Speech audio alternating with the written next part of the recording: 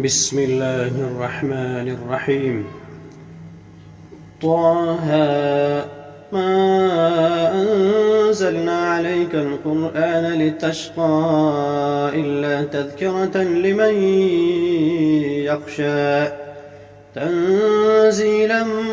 ممن خلق الأرض والسماوات العلى الرحمن على العرش استوى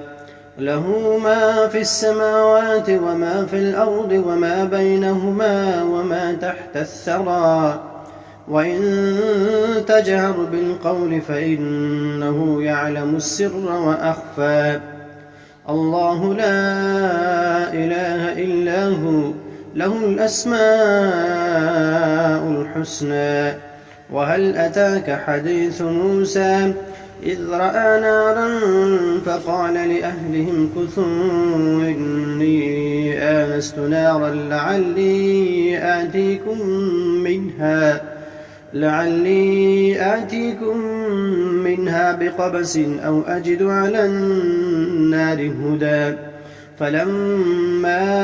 أتاها نودي يا موسى إني أنا ربك فاخلع نعليك إنك بالوادي المقدس طوى وأنا اخترتك فاستمع لما يوحى إنني أنا الله لا إله إلا أنا فاعبدني وأقم الصلاة لذكري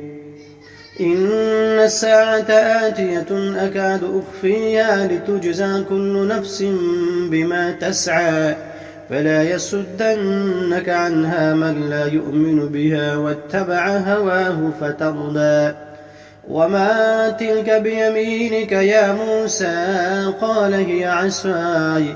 أتوكأ عليها وأهش بها على غنمي ولي فيها مآرب أخرى قال ألقها يا موسى فألقاها فإذا هي حية تسعى قال خذها ولا تخف سنعيدها سيرتها الأولى واضمم يدك إلى جناحك تخرج بيضاء من غير سوء آية أخرى لنريك من آياتنا الكبرى اذهب إلى فرعون إنه طغى